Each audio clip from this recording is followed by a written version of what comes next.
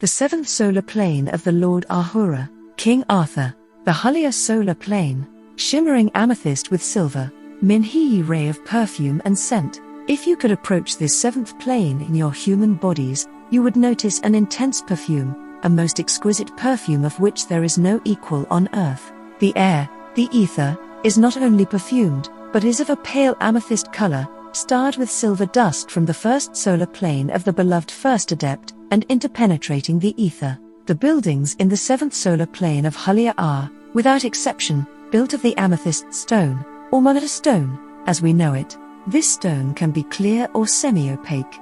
Thus do the buildings represent the perfume ray in color, from the smaller to the larger.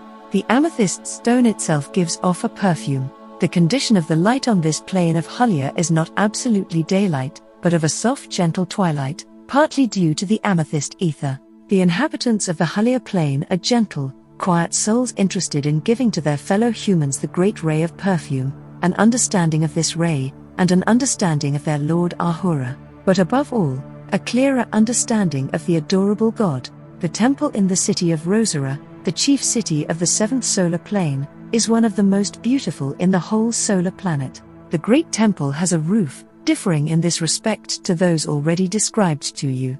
The roof is dome-shaped, carven in a gentle curve and of a transparent amethyst color, which lets in the light. Inside are dozens of finely twisted supporting pillars, exquisitely carved. In the center of this great temple stands in solid block form, the stone of worship of mother stone, and resting on this, a vessel containing a sweet-smelling savor, the perfume ray of Arhura. There is a small ball of water and the green bough of nature growth, not your green, but more of a blue.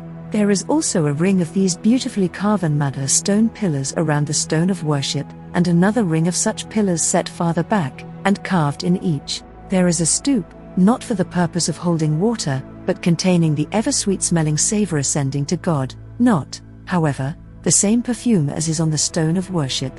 There is music from the great organ, the tones of which are deep and of an exquisite quality. The organ is not made of the mother stone, but carved from a white substance. The keys of the manuals are made from pieces of pink amethyst. The carvings in the Hulhia plane are all done by a race of beings who are attached to this plane, and whose sole occupation in life lies in the minute carvings in the temple of the seventh solar plane. They are, as you say, responsible for the interior decorations of Arhura's temple. The floor is covered with a thick, soft damask of deep purple, and placed around the walls are great jars of white, blue, and amethyst lilies. You can imagine the scene, the faint amethyst light drifting into the domed roof of the temple, the exquisite perfume, the hushed melody which steals from the great organ, and the wordless chanting from those assembled there.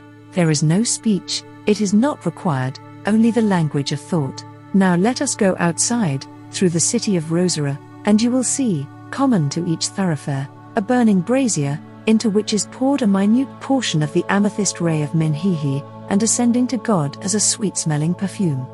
Clothes are not worn, as you understand them, but each one wears a scapular, a straight piece of blue material, hung from the shoulders to the feet, front and back, fastened round the waist with a silver cord.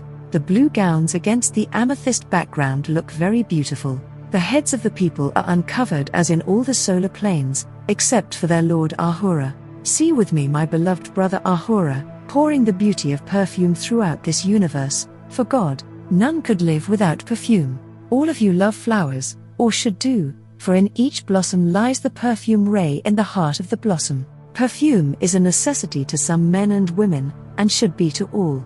The perfume of a baby's breath is from Arhura. The Lord of Perfume works very closely with the Lord of Nature Growth. When my beloved brother Authorial develops a new blossom for God, it is taken to the plane of Arhura to be impregnated with the perfume ray. If this did not take place, your flowers would have no perfume. All these things are studied in the great laboratories of the Hulhia solar plane. So too are the degrees of colors of the blossoms in all new growth. After which the blossoms pass to the plane of Josiah's, who breathes his beloved breath into the flower, and they come to you as little things of exquisite shape, the little gifts of God, perfumed and colored.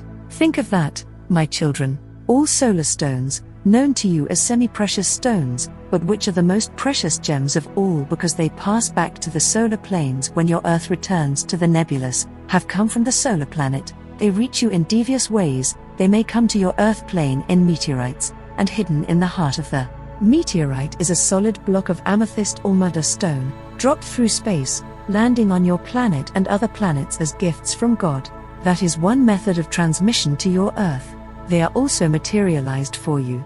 Look well into the heart of the amethyst stones of the 7th solar plane, where they had their birth. The multicolored floral growth of the Hulhia solar plane is very beautiful. Types predominate which you do not possess. Every variety is grown and all are unknown to you.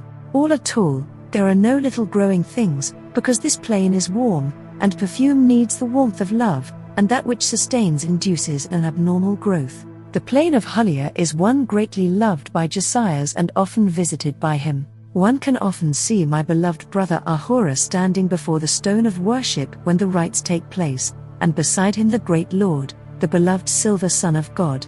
Listen to the deep low voice of Arhura, mingling with the slightly higher voice of the beloved Josias. See the adoring crowds eagerly listening to those two voices which are utterly precious to them, all in adoration for the great and adored God.